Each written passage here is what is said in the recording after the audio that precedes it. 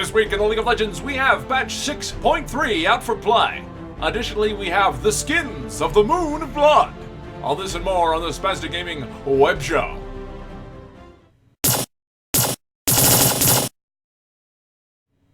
This is Water Elemental. And this is Axis, and we are here today to talk about the League of Legends. This is an ongoing show where we talk a little bit about everyone's favorite mobile style battle game. The skins of Bloodmoon sound really gross the way you put it. The Bloodmoon. The Bloodmoon. Now, it was super foggy here this weekend. Like, it reminded me of when it was the Bloodmoon, and it was super foggy here in Denver. I felt like I was in like a Stephen King novel or like a Silent Hill, and just where am I? Like puts a lens to all the headlights. It's awful. And then a homeless guy walks up, change. You're like, oh god, no, he's gonna kill me. That sounds made up. Are you implying that happened in my story when it didn't? I was just adding. Patch 6.3 is out for play. And first up to bat, we have Akali. Akali, or Akali as they know her on the streets. Her Q ability, Mark of the Assassin, now refunds 40 energy at all ranks instead of being a scale from 20 to 40. And Shadow Dance has had its dash speed increased by 400 units to 2,000. This is a significant boost in her killing power, especially in the early game. And she can use Shadow Dash to get around the map even faster because, yeah, she wasn't going fast enough, apparently. Gotta kick fast.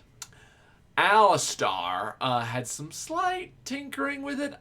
Right now, his W into Q ability is really kind of weird to set up, but they've added a sort of cast buffer, similar to what they did with Kha'Zix a couple patches ago, where basically, if you hit Q while you're going through the last iterations of the animation of Headbutt hitting a target, it will auto-cast Pulverize. So that's just the passive effect of W now. In addition, Triumphant Roar, his AoE heal, the mana cost has increased by 10 points at all ranks, and the cooldown has increased by 4 seconds at all ranks. I've actually started to play Alistar a lot in bot lane, and that headbutt Q is super helpful for someone who's not good at timing it as much as he used to. So yeah, like, that's super great. The Triumphant Roar, though, is a definite hit to the sustainability, and I think that's needed because Alistar has been played significantly in top tiers as well as in the LCS. Indeed. Corki, the damage on Phosphorus Bomb, his Q ability, has gone down by 10 points at early ranks and 30 at high ranks, scaling throughout to 70 to 250. And Missile Barrage, the ammo recharge rate for the ability, has increased by 1 second at rank 2 and 2 seconds at rank 3. So 12, 11, and 10 now instead of 12, 10, and 8. Echo's cooldown on his Q ability, Time Winder, has decreased by 2 seconds at early ranks and now scales down to 7 instead of starting at 11 to 7. Gragas, his slow duration on barrel roll is now 2 seconds flat. It's not a 2 seconds over the duration. So that's, sort of a buff, I think. It's nice mostly because you don't have to really wait on the fuse time on the barrel roll to get that slow. You can just use that. And that's helpful for Gragas, who, normally has to get in that melee range to do some damage. And then Drunken Rage, the channel time is now 0.75, down from 1 second. And Drunken Rage's on-hit now deals damage based on 250 unit radius around the primary target. This is actually really cool. There's a really funny Gragas HP build going on with the new Titanic Hydra build. And so now you can combo this with Drunken Rage and do some really cheesy stuff because you get the double cleave. It's actually really cool. So, Graves got tinkered with. Graves has a really, really high win rate right now, so I think everyone was expecting this. His passive, New Destiny, got changed just a little bit. Basic attacks no longer stun the Rift Scuttler, and Graves can no longer interrupt 0.25 recoil after his basic attacks with Q, end of the line, or collateral damage is R. His Q ability, end of the line, also got changed a little bit. The damage on it went down by 5 at early levels and down by up to 65 at late levels. So instead of 85 to 325, it's 80 to 260. And it now plays a brief animation before detonating when it collides with terrain. Quick Draw got some slight bug fixes, and he will also remember the movements input that you had with Quick Draw, so it no longer stops you dead at the end. This is good. Graves is ridiculous right now. He is the hardest thing to deal with in bot lane right now. And He's like, I think he's like 70% ban rate too. Yep. It's a little bonkers. Inoue. Her test of spirit, the delay upon missing is now 0 seconds, down from 0.25. Her cost went down, sort of, in lower levels. Starts at 35 still, but is reduced to 40, 45, 50, then to 55. So later game, lower cost. The test of teamwork, tentacles that die within 5 seconds of a vessel attacking them count towards removing a vessel debuff, and they fixed a bug where Fira could riposte and anticipate the vessel debuff. So this is kind of a nerf to Inoue. So on the one hand, she'll be slightly less vulnerable when she's throwing the initial cast of E, but the mana cost is helpful for her, but she didn't really have many issues to begin with. The main thing is just, the vessel can tag some of the tentacles, and the ranged character can blow them up, and they really don't have to worry about it anymore. So it's a little easier to get rid of that vessel thing, which is her main perk right now. She's just hard to stay around. Kog'Maw, they nerfed his Q. It no longer passively grants Kog'Maw bonus attack speed. Oh, I'm gonna miss that. And then Buyer Arcane Barrage now passively grants Kog'Maw 15 to 35% bonus attack speed. Hey, you won't have to miss that attack speed anymore. Maybe I should read down the patch list a little bit further. No, the main thing I think what they're trying to do is it's really easy to just put all your points in Q in the early game and just max out with that. But with a little bit more diversity in what you have to put points in, his power creep essentially is toned down in the early game. They actually did this with Thresh. His passive damage while holding off on auto attacks was on his Q pull, and they moved that to his W pushback because they wanted people to diversify from just that Q to Q and W along with the lantern. So it was one of those things that they're doing with Kog'Maw. Jax, he got a little bit of a nerf. He's out of control right now. The maximum stacks of his passive, Relentless Assault, went up from 6 to 8. However, the attack speed per stack got reduced. Instead of scaling from 4 to 14, it now scales from 3.5 to 11%. And the attack speed at max stacks went from 24 to 84 based on level to 28 to 88 per level. Now, this may seem like more, but he gets less per attack. So the main thing is Jax is going to accelerate in his usual role of, I'm trading. But now it's slightly less. I get 3 hits off and you're dead. Now it's like maybe 3.5. They kind of slowed down the progredial damage that he has while in combat. Trinity Jax is crazy. Yeah. So nerfs are good. Poppy, her Hammer Shock, the base damage per hit has gone down slightly from 40 to 160 to 40 to 140. The damage ratio went up slightly from 0.7 to 0.8, and they no longer reduces damage to minions. So, kind of rearranging where the You can jungle! You can, kind of. Heroic Charge. Well, minions is lane minions, so you're able to clear waves fast. Yeah. Heroic Damage, or Heroic Charge, the cooldown has increased at all ranks, goes from 12 to 8 to 14 to 10, so you can't charge as often. And Keeper's Verdict is now at 1 second knock-up duration instead of 1.5. So she's getting kind of nerfed, but she's also getting a little bit more utility and damage. Heroic damage, that's a Warcraft 3 thing, isn't it? Yeah, I think so. Oh no, it's hero type damage. I was always more of a fan of the magic type. Added that in, what was that, Frozen Throne? They added magic type. Casters just get piercing attacks. Can you believe that?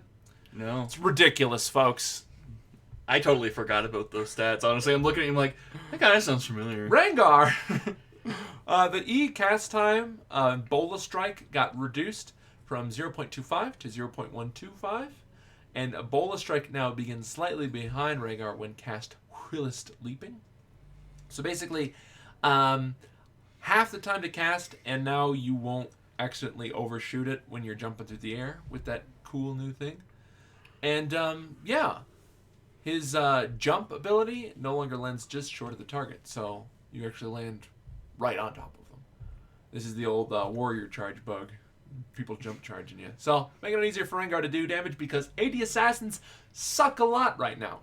Yeah, you don't really see too many of them. They're garbage. They are garbage. Rise, his passive Arcane Mastery, now lasts for 5 spellcasts or 2.25 seconds based on the rank of Q, his overload. And Desperate Power, its cooldown has been reduced at all ranks from 80, 60 to 40 to 50, 40, and 30. So he can R as much as he wants.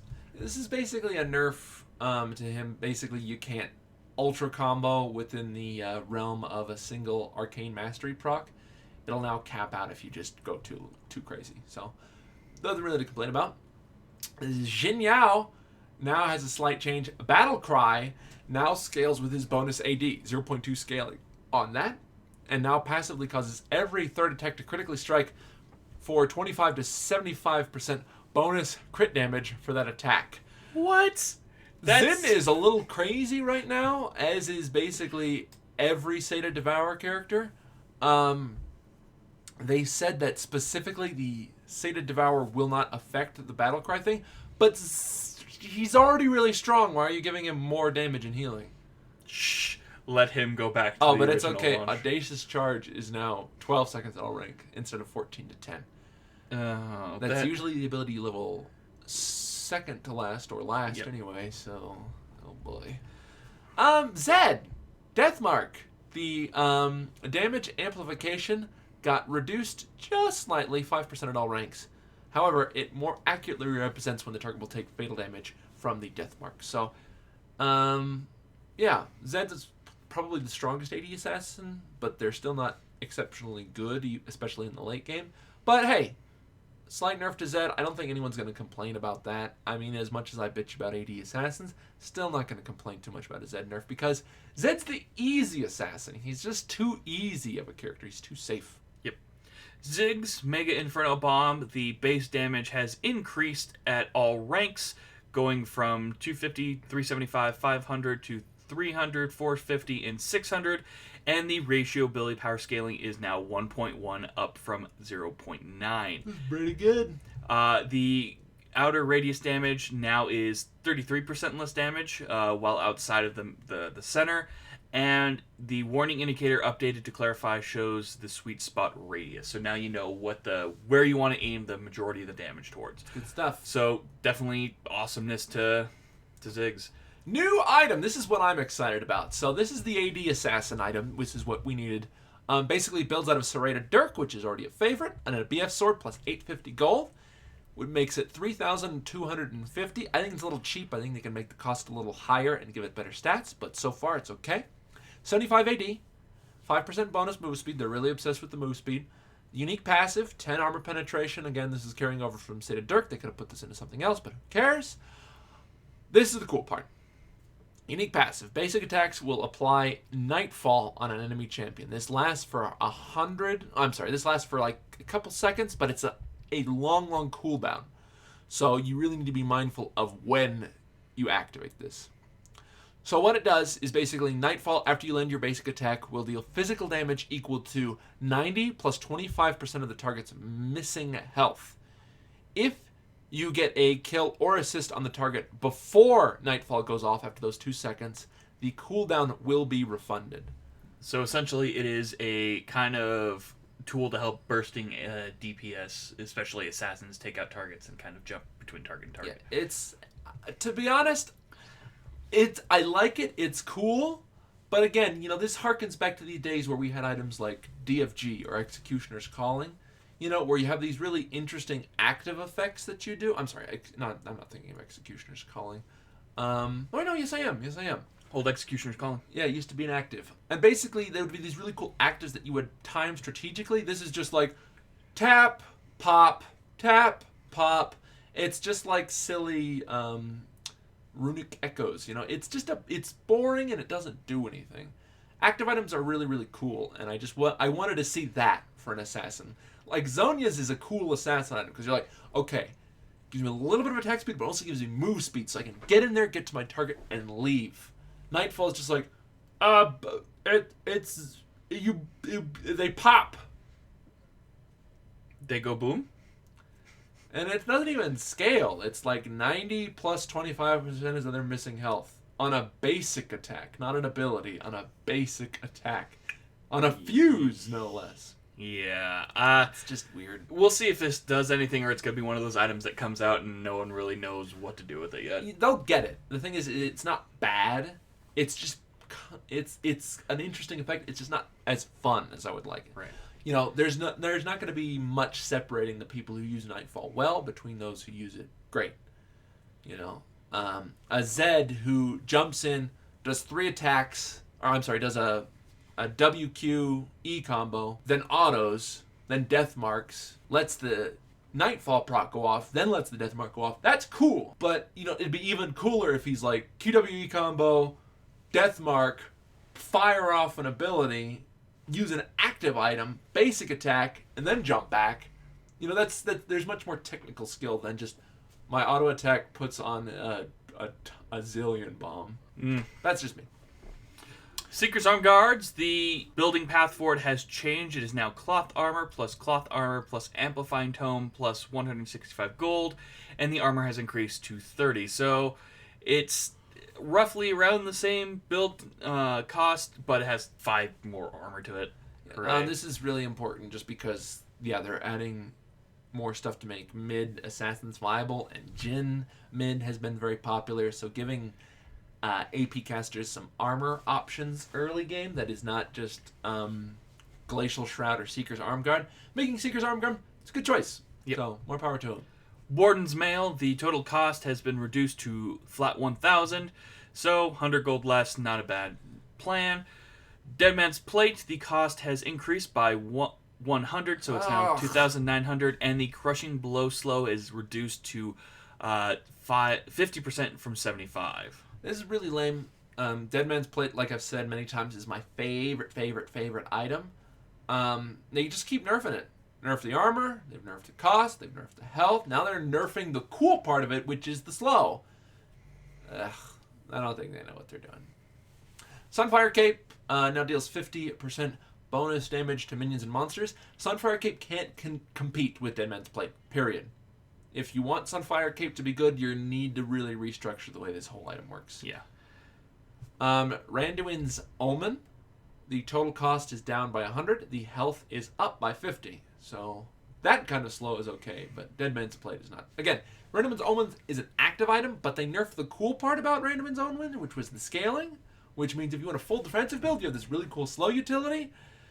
Now you know. Now it's counter crit. Yeah. But not at all, because if you get crit for like 240 instead of 250, doesn't matter. No.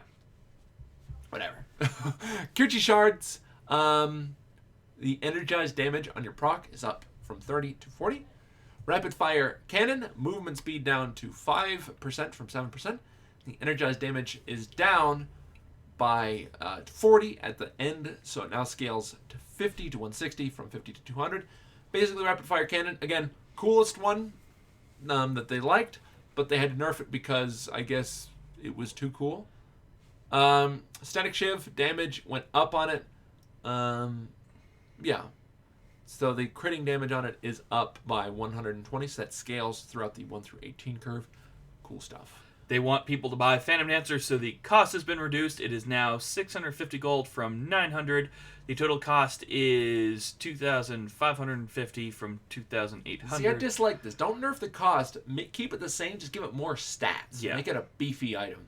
Now it now tracks how many times Spectral Waltz damage reduction saves your life in a fight in the tooltip. Yeah, it tracked how much damage you took before. I guess now they're trying to make it even seem more important. It's like, all right. How this item saved your life. Until it's 0 at the end of every game, you're like, oh. And then you know, one day it saves your life, and then after the game, it's gonna like knock on your Death's doorstep. Dance will save you more often than this item will. Just a heads up, folks. Boots of Swiftness cost went up by 100 gold. Again, this basically comes down to them making tenacity worse. And so Boots of Swiftness was a great pickup. Ionian Boots of Lucidity. Again, Merc Treads are so bad right now that these are actually viable boot options again. And instead of keeping the costs the same and bringing the stats up, they're just bringing the cost up because too many people are not buying Merc Treads. And Boots of Mobility are actually up, which I think is good. I think mobile boots are actually probably a little too good. Yeah. They basically allow you to not have to fight if you don't want to. So cost up and ambient movement speed up is fine. Bring the cost up, bring the stats up a little bit, that's fine with me. Yes. And that's pretty much it for the major news. They have announced that in 2 weeks they will be removing Dominion from Summoner's Rift, or not Summoner's Rift, but from the game. They will be removing it from all forms of queuing, custom games, everything like that. If you have played at least 2 weeks, if you've played at least 100 games, God bless your soul if you have, you will actually get a special Dominion remembrance icon. And yeah, I was kind of... They didn't make a big deal out of it. It was kind of like... They're doing it for custom games, too, aren't they? It's going to be gone. That's so silly. See, if they took Dominion... what am I going to play Zombies or Teemo Hunt on? See, that's what a lot of people are saying. It's like, just let us have it in custom games. We play on the SmackDown custom games. Yeah. Soon we'll lose threes and we'll lose, ARAM. But I think ARAM's too popular, too. TBQH fam. Yeah, I don't know. Dominion was great when it first came out, but the fact that nothing was balanced around to it. They did for a while. For the first year, they did. Yeah, but there's a lot of characters that the numbers fell off, and that's fine, but, just leave it in custom games. What's so hard about that? Yeah, I don't see why. Is it really a load on servers or something? It's been around for 2 years. It's ridiculous. And then finally, the only major news on the PBE right now. Yep, we have another Yasuo skin. Bloodmoon Yasuo, Bloodmoon Kennen. I think that makes it a 5-person set now? Aren't there 6 of them? There's Bloodmoon Akali, Bloodmoon Shen, Bloodmoon... Morgana, right? Callista, Kennen... and there's also Elise. Zillion. There's no Bloodmoon Zillion. Bloodmoon Zillion. You're joking. Oh. Well, I guess I ought to know. So that's Zillion that's a lot. 7 I guess characters. My gaze has been fixed so thoroughly on Jhin. Not on Jhin. No, I have Old Saint Zillion. Oh, it's my absolute favorite. I have what is it? Time Traveler Zillion. Just because it has that weird. I used to have Time Traveler. They retired it, and I was lucky enough to get it. So there you have it, folks. But that's really it for official news this week, guys. We're going to move on to our own section here. It's running a little bit long, so we're going to skip through it real quick. We had some questions, we had some arguments about our personal opinions on certain characters. We're not going to get any names or any details like this, but yeah, we just sort of give our own opinions on it. We usually play them for like 3 or 4 days at the most, and before the meta even settles, before the dust settles, before the proper build settles, or the role settles. My thoughts on Jhin have changed a little bit, but they mostly stand, and Shen is even closer to the target, I think. I hate him. I haven't seen him since last week. I saw him about 5 times. People kept banning him because they just didn't want people to play him. And then after that, nothing. I didn't see anything about him. And yeah, but the thing you guys got to keep in mind is these are not, we're not giving the end-all be-all opinion here. We're just giving our initial thoughts. Initial being the very, very key word here. The term review is easier to say than initial thoughts, and we kind of do give it a number on our own personal opinion. But again, it's more about what we say than the actual number. And yeah, if we get a skill or something a little off, there's 130 champions. We don't have the skill set on hand with us at the time, and we're going off our own personal opinions. We got different elos, we got different play styles, we got all kinds of stuff. But it's just fun for us to talk about the characters, and don't ever get upset if you think we're trashing your favorite guy, because we're really not. There's no character in League that I hate other than certainly T characters. Yes, that is a jab at certainly T characters. So because they're crazy. And we all agree on that. And sometimes we've actually been right in the end about certain characters, the whole hubbub that we were wrong about Rek'Sai when she came out, and how we were wrong and how overpowered she was. And then as soon as the 2 weeks of her being out happened, you rarely see her in solo queue, and she's only played from gold and up with single teams. She works really good with teamwork, and that's what we said from the start. It's on her own, horrible. But when she has a team to back her up, she's fantastic. Indeed. But yeah, that's all we're gonna say about that, guys. We love the discussion on there, but we just want everyone to not feel like anyone's being attacked, and we want everything to be friendly. So, yeah. But we're gonna go ahead and stop right there. We love those questions. We try to get at least 2 in a video if we can. Usually if we have some more time. But if you have a question for us about the show, about what we're up to, about League of Legends, about Spastic Gaming, about other MOBAs, about other videos, about anything really, we'd love to answer any questions you have. So please, please, please post them in the comment section below. Send them to our email, spastigaming@gmail.com, or post them on our Facebook, Twitter, or website, all of which are linked in for information down below. We have a Patreon, patreon.com/spastigaming. You can donate to that to get exclusive features, bonus content, and some contact with your 2 internet maybe friends. Yeah. But, yeah, it's been Axis. And Water Elemental. And we will see you guys in the future. Doodaloo, doodaloo, doodaloo.